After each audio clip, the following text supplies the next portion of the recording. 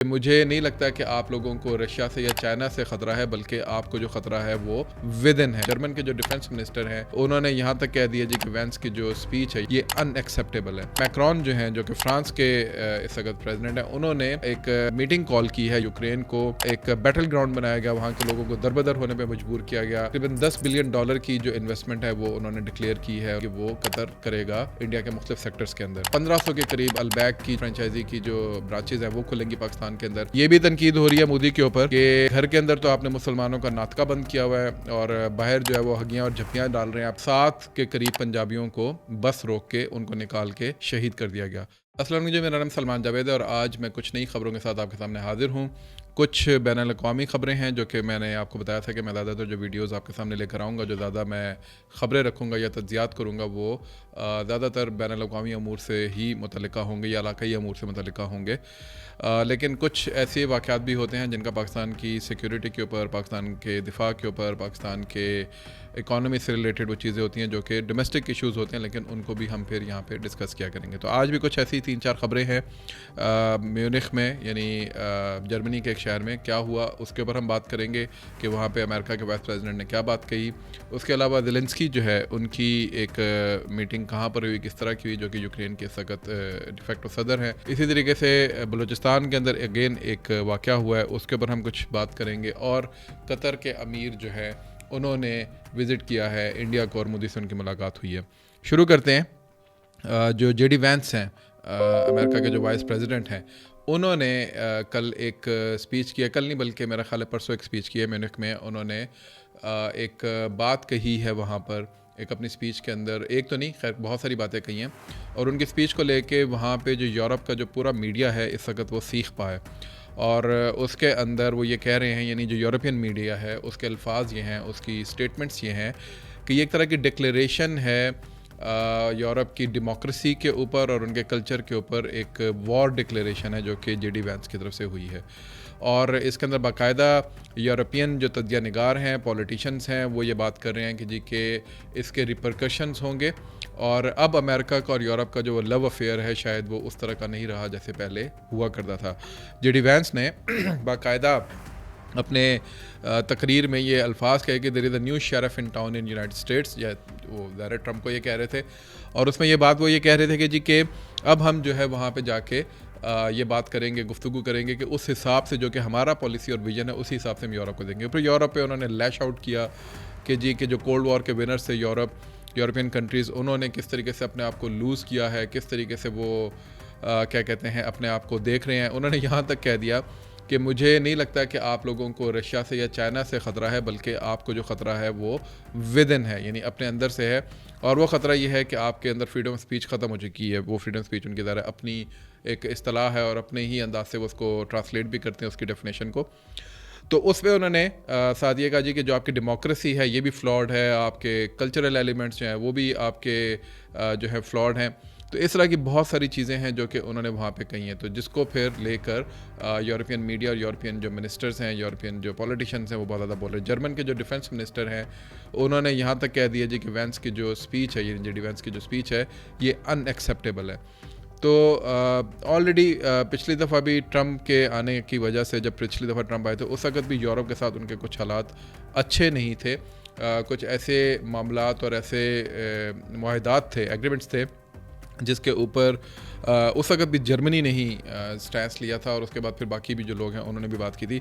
कल की वीडियो में मैंने एक तज़किरा किया था कि जो ट्रम्प हैं उन्होंने बाकायदा ये कहा है कि जी कि पुतिन के साथ वो कोई डील ब्रेक करना चाहते हैं और उसकी वजह से जो फॉरेन मिनिस्टर हैं लारोव रशिया के, वो इस वक्त गए हैं सऊदी अरब और वहाँ पर मार्को रूबियो से मिले हैं।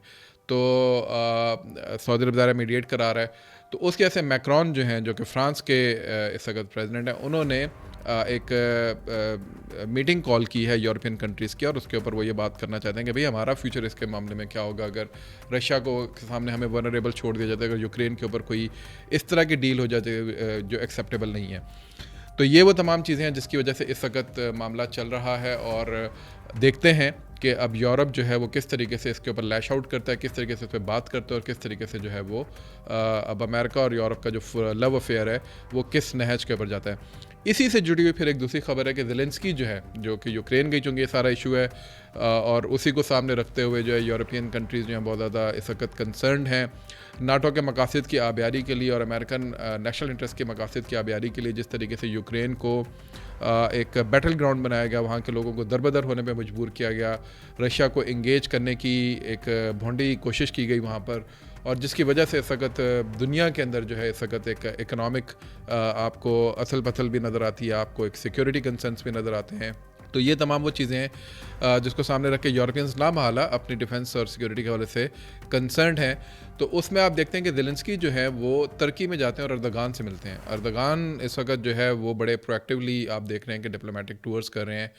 अभी अभी उन्होंने साउथ एशिया का और फारिस का उन्होंने दौरा ख़त्म किया था, मलेशिया, इंडोनेशिया और पाकिस्तान का, और उसके बाद फिर वो इस वक्त ज़ेलेंस्की से मिल रहे हैं। तो ज़ेलेंस्की उनके साथ क्या बातचीत करके गए हैं, अर्दगान ने उनको क्या सपोर्ट का यकीन दहानी करवाई होगी, चूँकि नाटो का एक मेंबर भी है अर्दगान, तो किस हवाले से अर्दगान मिले हैं उनसे, किस हैसियत में मिले हैं, ये वो तमाम चीज़ें हैं जो कि अभी खुल के सामने आना शुरू होंगे। लेकिन ये बड़ी एक इंटरेस्टिंग डेवलपमेंट है, तो आई थॉट कि ये भी मैं आपके सामने रखूँ।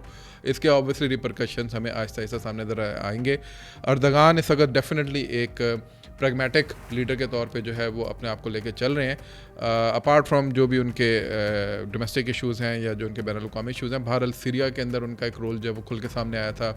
इसी तरीके से मैंने अभी कहा जैसे कि साउथ एशिया और फारिस का वो दौरा करके गए हैं, इसी तरीके से इस वक्त वो ज़ेलेंस्की से मिल रहे हैं। तो वो हर जगह के ऊपर अपना अपना एक जो मामला है उसको वो देख रहे हैं कि कैसे लेके चलना है। अब आगे जो एक आखिरी बैनुल अक़वामी ख़बर जो आज की वीडियो के अंदर मैं आपको बताना चाहूँगा, वो कतर के अमीर की। आप लोग ख़बरें सुन रहे होंगे कल से कि कतर के जो अमीर हैं वो मिले हैं इंडिया के प्राइम मिनिस्टर मोदी के साथ, और तकरीबन $10 बिलियन की जो इन्वेस्टमेंट है वो उन्होंने डिक्लेयर की है। उन्होंने दोनों ने मिलकर जी कि वो कतर करेगा इंडिया के मुख्तलिफ सेक्टर्स के अंदर। इससे पहले तकरीबन $18 बिलियन के ऊपर इनका ट्रेड बैलेंस खड़ा हुआ था 2023 के फिस्कल ईयर के अंदर। 24 इंडियन मीडिया के तौर के हवाले से मैं बता रहा हूँ, वो कह रहे हैं कि डबल हो जाएगा अगर ये $10 बिलियन की इन्वेस्टमेंट भी आती है और साथ और भी बिजनेस पनपता है, तो तकरीबन $24 बिलियन का ये टोटल जो है ये इनका आपसी ट्रेड जो है वो बैलेंस चला जाएगा। कतर क्यों करना चाह रहा है, और पाकिस्तान के अंदर भी कुछ लोगों ने ये बात कही जी कि कतर के साथ तो आपकी भी बड़ी मीटिंग हुई थी, किधर गई आपकी वो इन्वेस्टमेंट, और कतर क्यों नहीं इन्वेस्टमेंट कर रहा। बिल्कुल एक ये क्वेश्चन है, जेन्युइन क्वेश्चन है, लेकिन कतर को समझने के लिए आपको मिडल ईस्ट की पॉलिटिक्स को समझना पड़ेगा।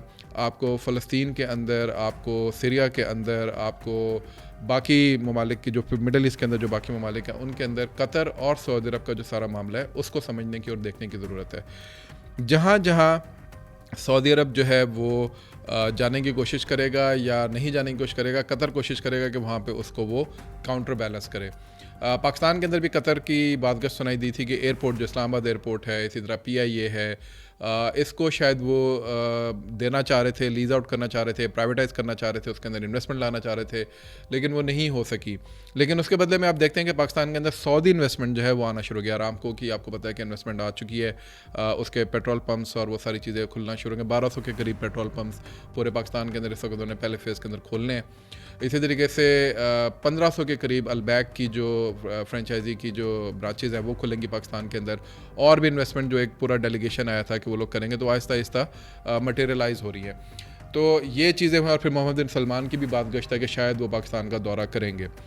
ये वो तमाम चीज़ें हैं जिसके अंदर आप देखते हैं। और फिर पिछले दिनों अभी UAE के प्रेसिडेंट से जो है वो आसिम मुनीर साहब भी दोबारा मिलकर आए हैं। तो ये वो जो ब्लॉक है सऊदी अरब का, UAE का, बहरीन का, ये एक तरह से कतर के साथ बहुत ज़्यादा अच्छे मरासिम के अंदर नहीं है।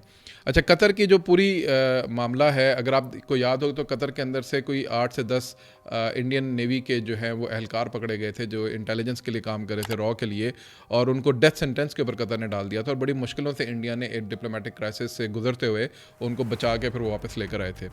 तो वो भी एक हिस्ट्री है इंडिया की और पाकिस्तान कतर की। तो इंडिया और कतर का ये वाला मामला तो आपके सामने, लेकिन अभी ये जो इन्वेस्टमेंट है तो इसमें ज़ाहिर है कतर ये देख रहा है कि रीजन में और कहाँ कहाँ के ऊपर जो है सऊदी अरब जो है उसको काउंटर बैलेंस किया जाता है। सऊदी अरब की पाकिस्तान के अंदर इन्वेस्टमेंट जो है वो डेफिनेटली, ये मेरा एक तज्जिया है, आई एम नॉट श्योर कि ये सही है गलत है, लेकिन जो इंडिकेटर्स हैं, जो डॉट्स हैं, वो इसी तरीके से कनेक्ट हो रहे हैं कि कतर फिर उसके मुकाबले में इंडिया को जाके प्रेफर करे। मंडी भी बड़ी है, पार्टी भी बड़ी है, इकॉनमी भी उनकी हमसे ज़्यादा स्टेबल है, तो ज़रा है वो कतर चाहेगा कि वहाँ पर जाके इन्वेस्टमेंट करे। कतर की वैसे ये कोशिश भी इसी तरीके से होती है, उसका मिजाज भी इसी तरीके का है कि वो दुनिया के डिफरेंट ममालिक के अंदर जाके एसेट्स को जो है वो एक्वायर कर लेता है। जो लंदन का एक बहुत बड़ा मशहूर एयरपोर्ट है, उसका मुझे अभी नाम याद नहीं आ रहा, वो उस एयरपोर्ट के भी कोई तकरीबन 40% से ऊपर शेयर्स जो हैं वो कतर के पास हैं।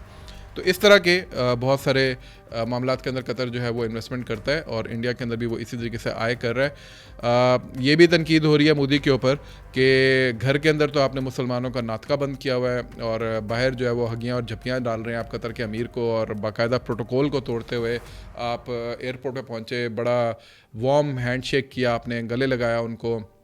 तो उस वक्त वो शायद कतर के अमीर जो है उन्होंने शायद हिंदू मत कबूल कर लिया था, वो बरामन हो गए थे और इसलिए आपने उनको इतने वार्मली रिसीव किया है। लेकिन चूँकि पैसे आ रहे हैं, $10 बिलियन की इन्वेस्टमेंट आ रही है, नज़र आ रहा है कि स्ट्रेटजिक पार्टनरशिप जो है वो डेवलप होगी, तो उस वक्त उनके लिए वो तमाम मामला जो हैं वो ख़त्म हो जाते हैं। इसमें एक वो लतीफ़ा भी है और हकीकी लतीफ़ा है कि इंडिया के अंदर मुसलमानों के बीफ खाने पे पाबंदी है, लेकिन India is one of the largest exporter of beef around the world as well, हलाल बीफ का। तो ये भी एक मजाक जो है वो इंडिया का बनता है, लेकिन बहरहाल वो एक उसके ऊपर हम कभी फिर किसी और वीडियो के अंदर गुफ्तगू करेंगे।